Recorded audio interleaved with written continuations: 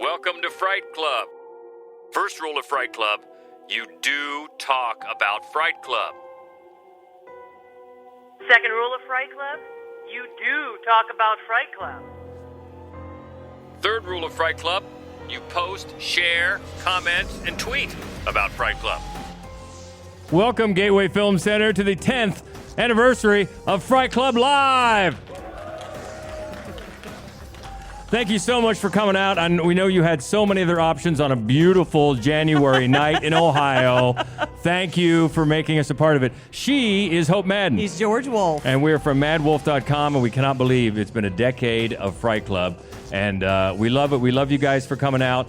Congratulations to all of our prize winners so far, but we've got more to give away. As you can see some of the movie swag right out here to our right.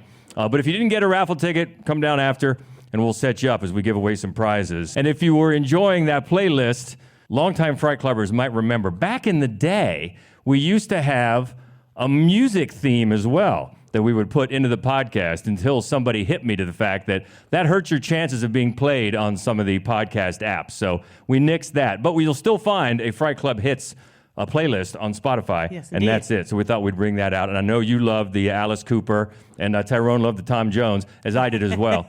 So if you like that, thank you. There's plenty more where that came from. We've got a great movie tonight, and one that, well, we've been trying to get for years. Yes, we have. For 3 or 4 years, we've been trying to show The Black Cat, and it's been hard to get. And thank you very much to Chris Hamill for getting not just the regular old Black Cat, but a gorgeous 4K restoration. And this is the first time the state of Ohio has seen it. Yes, give it up for Chris and the Gateway. You betcha. And it's almost gotten to the point when we ask for a movie like that, we kind of expect, well, he's going to come through with a 4K restoration. It's just what he does. Like, oh, that's not a 4K? What are you even doing? Do you even movie? But 10 years of this is incredible, so we thought we'd look back at some of the highlights and the lowlights of our 10 years of Fright Club. I wrote down just a handful of them. At one point, one woman told me she hated me during the screening of Compliance. And another time, an RN had to leave the film inside because she told me it was too bloody. It is pretty damn bloody. If you've seen Inside, if you know, you know. That one is nasty. Also, was anybody here to get a merit badge for Martyrs back in the day? Oh, yeah. Yes. Yeah, see there? That's right. We showed Martyrs, which is a tough... The French. Come on. Yeah. We showed the French Martyrs and had little merit badges made up because that is a tough watch. Yeah, it's a hard one. This one's on me, and if you were here for any of these, I apologize. On 3 separate occasions, I forgot there was genital penetration in a film that we were screening. Sorry. It's an easy thing to forget. Oh, shoot, children. Speaking of sorry, actually, I'm not going to apologize for this. So of all the films that we have shown in the 10 years that we've been doing this, the least favorite was clearly Hagazusa. And I don't know what's wrong with y'all, because it's a great movie. Hagazusa went over... Did not go over very well, but George disliked Der Fan. He really hated that movie. You know what? It's the soundtrack. Yeah. That type of music just is like a nail in my brain. I just can't dig it. Maybe if we add some different type of music, maybe some Tom Jones, maybe some Alice Cooper, I could dig that movie. But I wasn't there for it, so you're right. But I think over the years, some of the big favorites, Border, which we showed last year, that went over really big. People really loved Border. People really loved Juan of the Dead, which was from one of the first years we did this. And the last horror movie, which was the first film that we showed that not one person in the audience had seen. And I was so excited. And that went over pretty well, too. People really enjoyed that. And also, there's been a few times over the years where we didn't show an older movie. We had the good fortune to get a premiere of a brand new movie, and that was fun. We had the premiere of The Dead Don't Die. That was fun. Yeah. We also got to show The Greasy Strangler. That's right. Back in the day. That was very fun. Yeah, wasn't that fun? Yeah. More oil. And we also had, recently, just last year, we had the premiere of Skinamarink. Yes, we did. with Kyle Edward Ball That's here, right. the director, on the podcast. Yeah, that was super cool. And I know that's a polarizing movie, but we loved it. So that was a lot And of fun. he's a peach. He is. He's just the sweetest person. And he loved Columbus. So sometimes I keep a notebook in my purse and I just write down individual sentences that I find fascinating that people say. And then eventually it becomes dialogue. And this is my favorite sentence that Kyle Edward Ball said. He was talking about last year Halloween, and he said he was going as Sexy Gordy from Nope. You know what they say, pictures or it didn't happen. I want to see that. I really want to see that. So it's been a blast these past 10 years, and we've showed so many great movies and got to make so many new friends, and I know you guys have too, and we thank you for that so much. We love that you keep coming back and making us a part of your Friday nights. So we've got, as we talked about, we've got 5 movies to talk about, unexpected guests, Yes. but you've got a few that almost made it. Yeah, right? I also just really quick want to point out the short. We're going to show a Oh, short I'm film. sorry, yes. We're going to show a short film before this. It's Matt Smith's The Provider. We saw it the first time, I think, the 2017 Nightmares Film Festival. It's so weird. It's so great. So I hope that you guys love it, and we really appreciate Matt Smith for letting us show this film. Yeah, we've started just in the last few months showing short films. This short film is a little longer, but really The Black Cat is only about 65 minutes long. Yeah. So together it's really a feature-length presentation. So we hope you like that. But anyway, yeah, you've got a few here that almost made it on your top 5 of unexpected guests. I did indeed. So Brimstone and Treacle. I don't know if you guys have ever seen that movie. It's a British movie. Sting is in it, which explains why I sought it out Sting-a-ring-a-ding-dong? as soon as I could when I was a kid.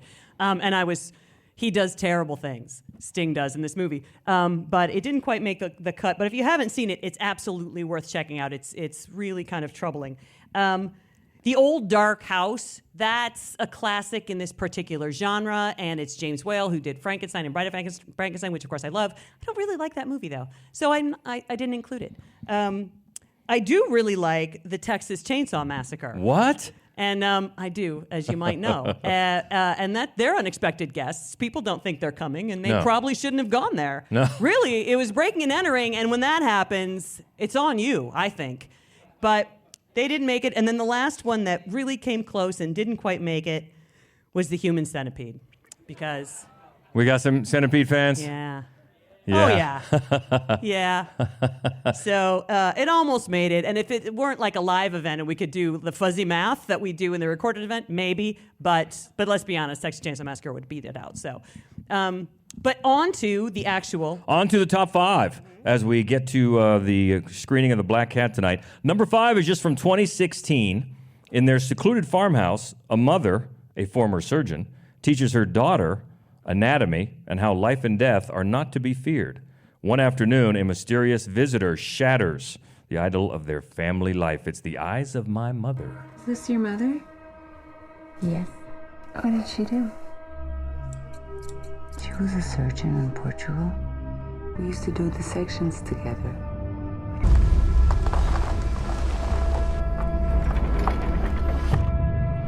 I remember I was fascinated by how the inside of the body looked. She always hoped I would be a surgeon one day.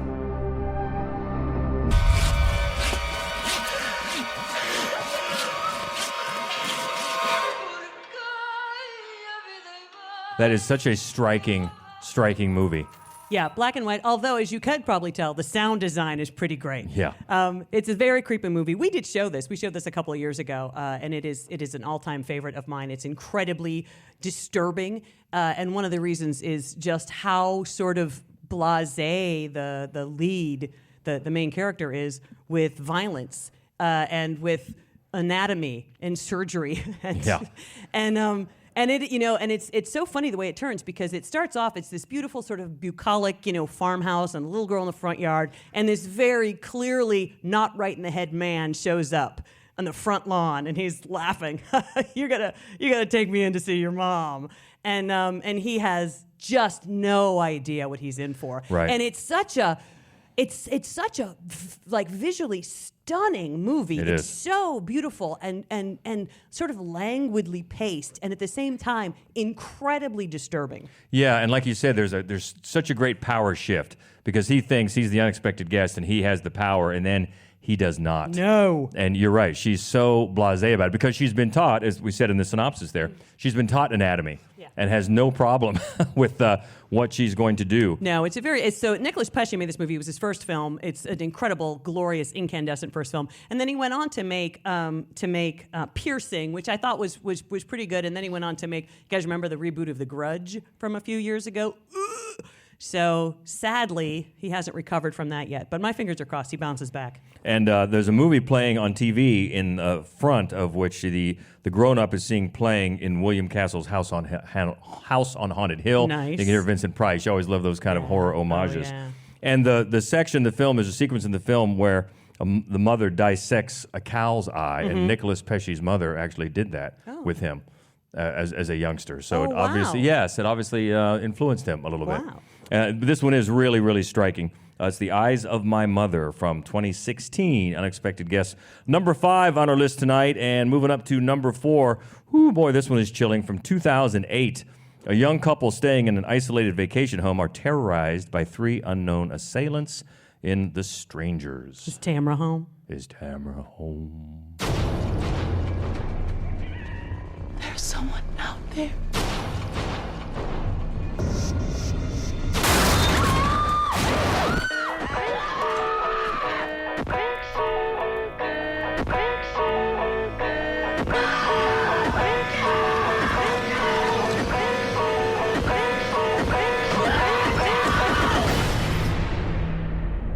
Why are you doing this to us?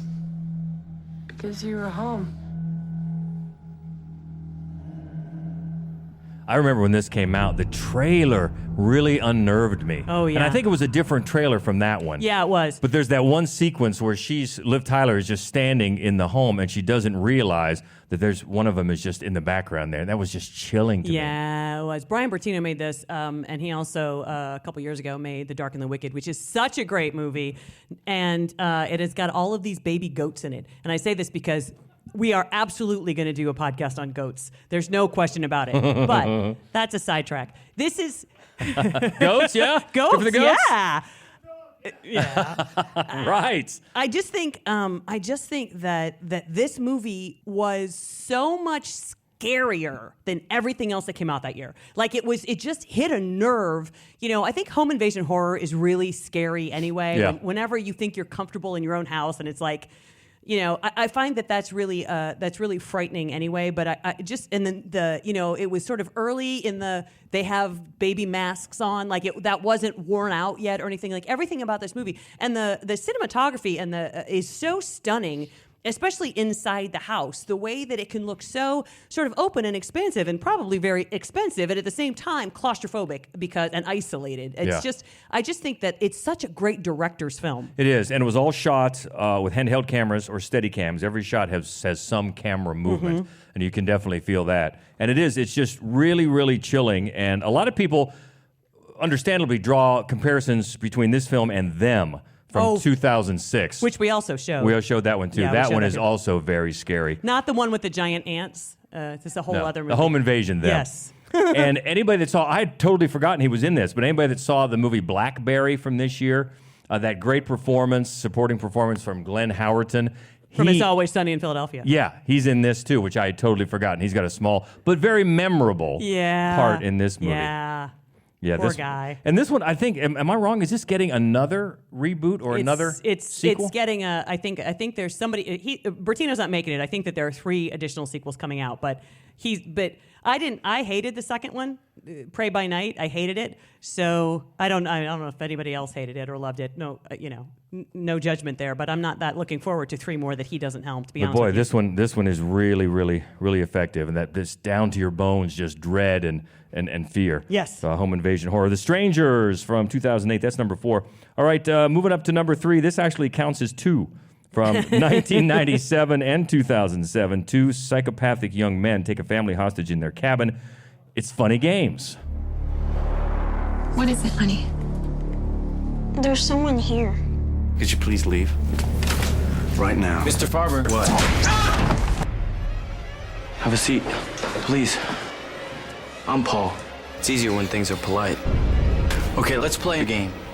You bet that you'll be alive tomorrow at 9 o'clock, and we bet that you'll be dead. Let's make a deal.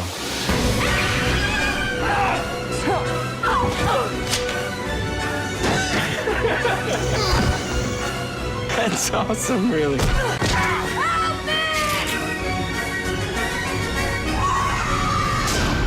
It's playtime again.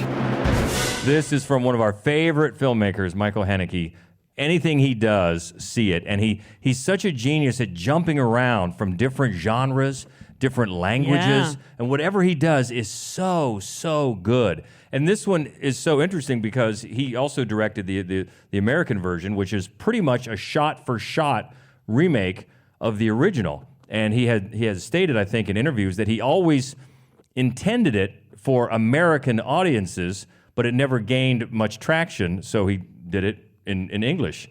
And you can, if you've seen the movie, you know what I'm talking about. That moment that much discussed where everything turns, and I'm not even sure I'm a big fan of that moment. But you can see that is directed at American audiences, I think for sure. Yeah, it's it's an interesting film. Both times, both takes are very interesting in the way that it's just about, it's like a sort of etiquette tension. These nice kids, they show up at the vacation house and they just, can we borrow some eggs? And then they just keep dropping the eggs. Well, we need to borrow more eggs. And the family keeps getting more and more irritated, but they won't be rude. And but right away, and keep this in mind, if kids show up at your house and they have white gloves on, don't let them in. Be rude. And for me, I love everything about both of these movies. Although I'll be honest with you, it's not a great double feature. Like you really will want to take your own life by the end. Date night. Yeah, give yourself a break. Watch Toy Story or something in between. Do something, But I love, in horror films, I love the bored, sadistic teen. Like they're just doing it out of boredom. And I think in both films, the villains are just spot on perfect. And I was worried when I saw the English language version because the two, Arno Frisch in particularly, the villains in the German movie are so perfect. But it's Michael Pitt and Brady Corbett. Brady Corbett, thank you. I was going to say Corbin Burnson? I was going to say Corbin Burnson, and I thought, that's not right at all. They're equally just sadistic and brilliant in this movie. It's a really tough film to watch, whichever language you choose, but it's so good. Yeah, there's so much dread from the very beginning. Oh yeah. And if this is effective for you, there's another movie that came out, I think, was it earlier this year or last year? Speak No Evil, which is also very much like that. It's like one couple pushing another. How much can I get away with? And then when they take it to the nth degree, it's like, well, hey, it's your fault. And it's just so. It's getting an English language remake as well. Oh my man, that one was really, really a stunner. But this one not only shot for shot remake pretty much, but the production crew used the blueprints from the 1997 original to recreate the house in the exact same proportions. Mm-hmm. And Tim Roth, who is one of the stars of the American version, has said that just making the film traumatized him so much that he will not watch it. Oh, wow. That's pretty scary, and it's really, really good. Again, Michael Haneke, anything he's making, and he's due for something, isn't he? I would he's think. Like 90, so maybe not. Come on, get on it. Funny Games, number Let 3. the man retire. And number 3.5 on our list of uninvited guests. All right, moving up to number 2. Oh, this is one we've talked about a time or two. A newly engaged couple have a breakdown in an isolated area and must seek shelter at the bizarre residence of Dr. Frank Enfurter. Rocky Horror Picture Show.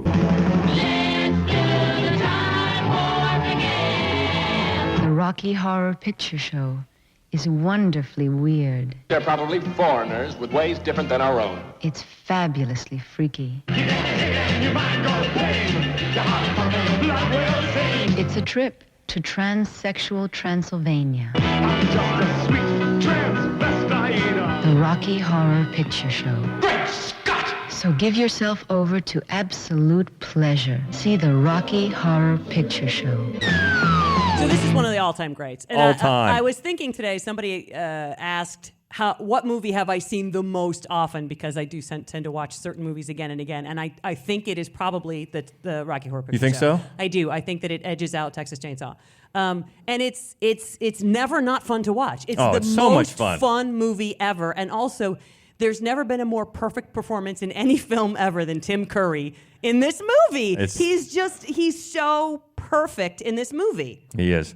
And, of course, the unexpected guests, Brad and Janet. Asshole, slut. Are in for quite a time, and it's so, you're right, it's so much fun. It's become so iconic now that you see it. You remember when it was such a big effing deal when it was on TV? The first time it was on TV, I think it was maybe the early 90s. I remember the first time that it was released, like on DVD. I remember the first time that you could rent it, that being a big deal. I don't think I remember the first time it was on TV. But it was always, such an experience where you'd go to the theater and you'd bring all your props and you'd, throw the toast and you'd get wet and all that stuff. And they it was play Meatloaf videos first. Everything, and yeah. And it's hard to get back to that because it's such a discovery when either you come for the first time or maybe people would always bring new quote-unquote virgins to it. Yeah. It was such an iconic experience that it's so easy to watch now that I hope people still get out and bring new recruits to this because it's an iconic experience.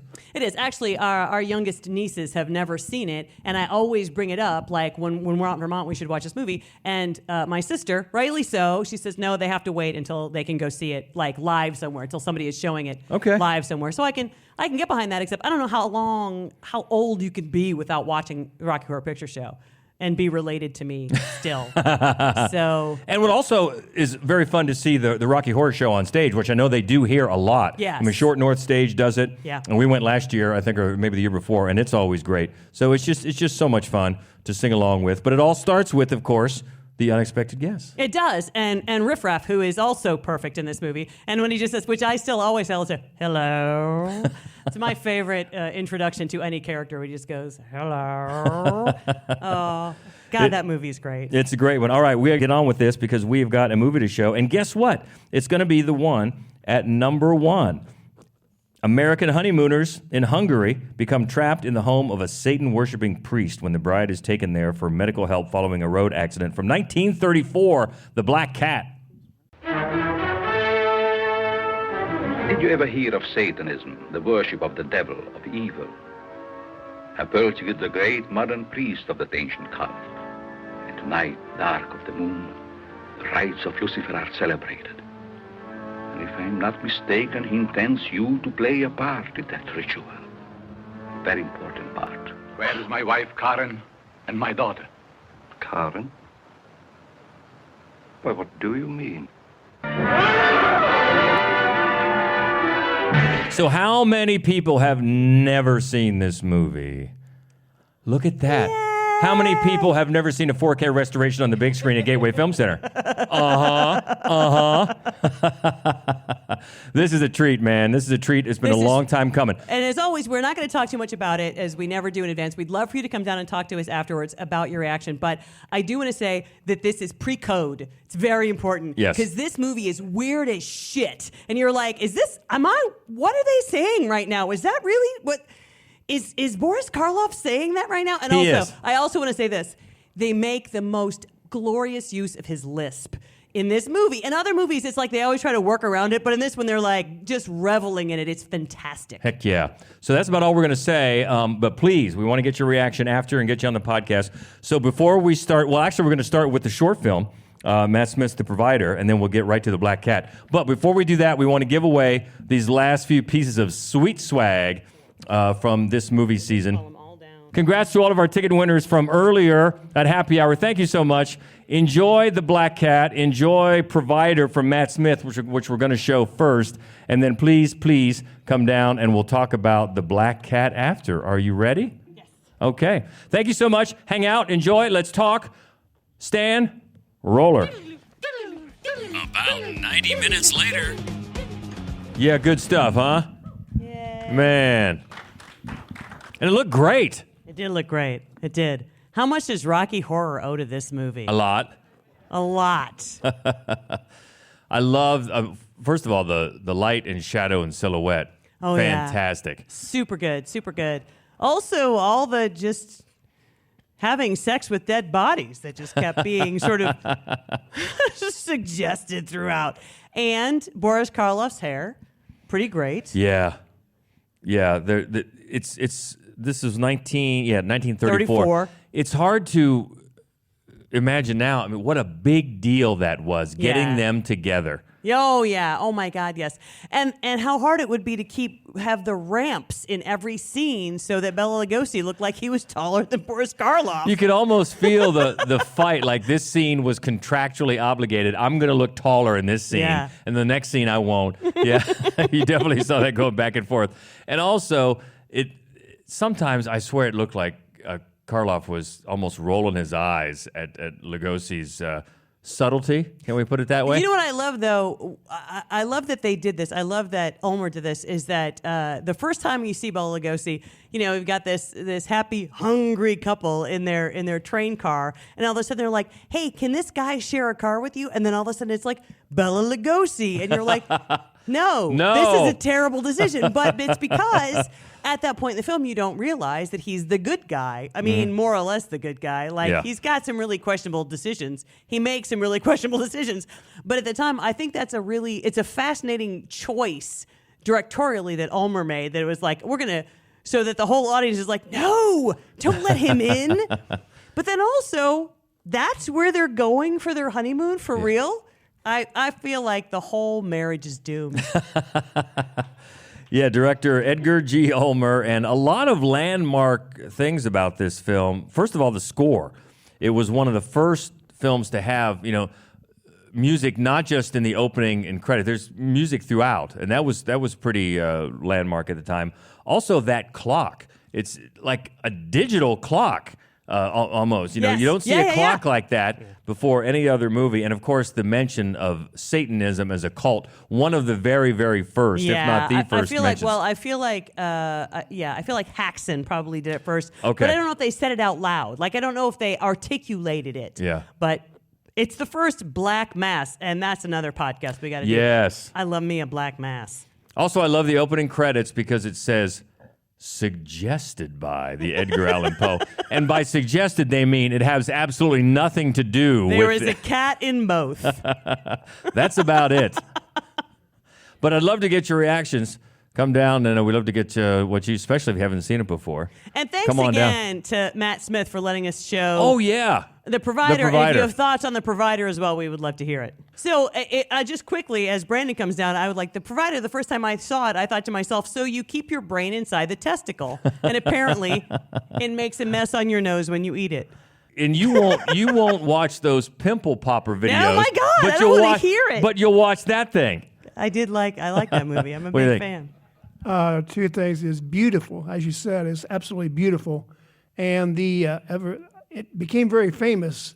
I believe that's the first time they ever used a down organ. Where he's playing the organ, yeah. That's the first time. As far as I know, on film, yes. So, I'm a little disappointed that for George, as such a music person, that he didn't let us know that Keith Moon played the butler in this movie. So I kept thinking that through the entire movie. It's like, I can't believe that Keith Moon is in this. Manservant Hecubus. I do love how many henchmen. Everybody has a henchman. The henchmen, and there was plenty of sadism, but the Keith Moon butler, the drug use, that covered that. Good point. Yeah, and more importantly, I love the fact that this is one of the few movies that Karloff, and I love that he's credited just as Karloff. That's great. That's great. It's like Madonna, or the artist formerly known as Karloff. I love the fact that they are not buried under levels of makeup, other than Karloff's Eddie Munster haircut. I love the fact that they're just acting. That they get to just sit in a room and act, and you don't really get that from both of them for most of their careers. No, that's really true. Especially Boris Karloff. Another thing I loved was in the scene when Karloff is first going in and looking at the bodies encased, the reflections. Yeah. Mainly in that scene. A little bit later when you saw it with Lugosi as well, but right there, really nice use of those reflections off the panes there. I want to say, first of all, congratulations on your 10-year anniversary. Thank you. Best podcast in Columbus. I thought The Provider was wonderful. And The Black Cat was absolutely fascinating. Loved the whole vibe, especially, like it was said, the acting. The faces were just amazing, especially the Allisons and Joe needed to be carried around absolutely everywhere, but it was amazing. And thank you for hosting this.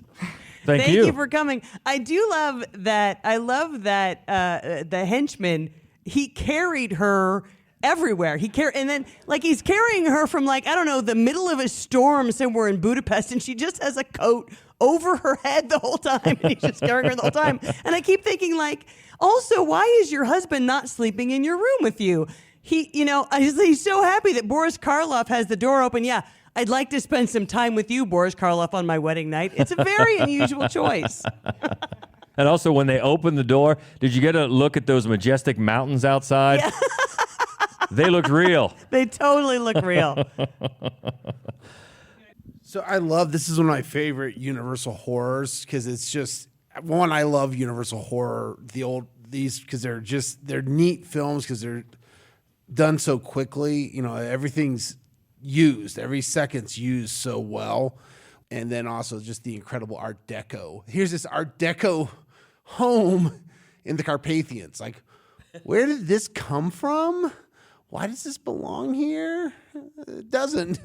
What I thought was what you're saying though about the home is that it's almost like they have to make a comment about that. He's an architect and he chose to build this entirely bizarre house right here. Yeah, it is really true. Although and it reminded me sometimes of the Cabinet of Caligari, the way that it looked, like the black and white and the sort of blocking of it. It was so cool to look at. I totally want to shout out the costuming because I really want one of those smoking jackets.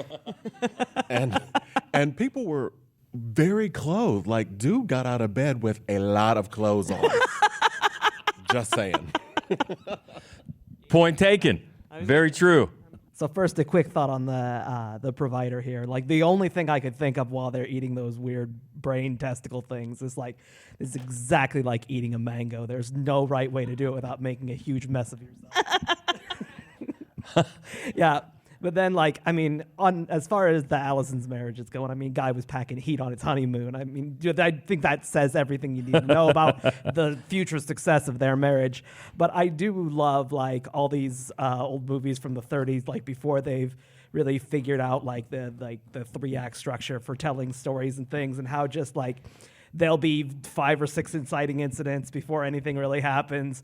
The Black Mass is not important to the plot and just kind of happens, and then it's forgotten within 5 seconds of it happening.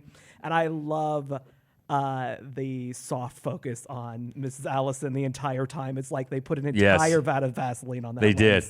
Every time they did that, I leaned over to her and said, cheese. Look at that cheese. Cheesecloth. Look at the cheesecloth, he said. Yeah, every single time. And also the eyebrows. I don't know what they did in the 1930s. They just shaved completely so that then they could just draw something on. But the brows are impressive. Impressive. Well, I should say, on the train, before they even have the car accident, this man lets Bela Lugosi reach over and pat his sleeping wife's hair. Like that. You know what? Right there, I think she's chosen the wrong husband. At least smack that hand away, because that's weird. Well, it was a treat finally, after all this time, to see that on the big screen. Like I said, it looked fantastic. Thanks again to Chris and at the Gateway Film Center for having this. It was a perfect film for the Yes. Thanks as always. It was a perfect film to have for our 10th anniversary. Cannot believe it. And now we start next month on the next 10 years. That's right. And we hope that you will come back. We're going to show the 1971 Aussie sweaty, edge of your seat, Wake in Fright. It's so great. It is one of Martin Scorsese's all-time favorite movies, by the way. Come out for that. And the topic is going to be the town that won't let go. So when you just can't get away from your town, that's what the topic is going to be. And we're going to show, actually, the short we're going to show is our first short film, the first short film that we made. It's called Godspeed. And it's actually about a woman who is able to. She drives a long distance to murder someone. A COVID production, one actor in one car. Cat McAlpine, the glorious Cat McAlpine. Yeah. Yep. That's going to show before the film, so that'll be the second Friday of next month. Yes. So we hope you come back, and this has been a blast. We'll get this podcast edited here in the next few days, and it'll be up on all the usual outlets. At madwolf.com is the main website. Also, Mad Wolf Columbus on Facebook and Instagram, and just at Mad Wolf on Twitter. Oh, and don't forget the Fright Club Podcast Facebook group. We got a private Facebook group for the Fright Club Podcast, so come on and join that if you haven't already. We have lots of fun in there. All sorts of stuff you know going what? on. Thanks to Peter Tungat for coming out and writing up some stuff about us. From the We Columbus really Dispatch. appreciate it, Thanks yes. to Peter. Look for You know what? You should be on the podcast sometime. You should come in and co-host something with us. Yeah. That would be super fun. Maybe reporters in horror, something like that. Oh, yeah. What? Oh, yeah, there's a lot of press. There's a lot of press. Boom. See, we always talked about, will we ever run out of topics? No. No, we will never We will run out of not. topics. I've got 5. Just Argento has reporters all over the place. Oh, that's right. He does. Yeah, he does. Yeah, good stuff. Well, this has been a blast. Thank you guys so much. Congratulations to all of our prize winners. Enjoy all that swag. And we hope to see you back here next month. And until then, she is Hope Madden. He's George Wolf. And this is the Fright Club Podcast. Thank you, guys. Appreciate it. Love that you came out. Thanks again. Have a great night. We'll see you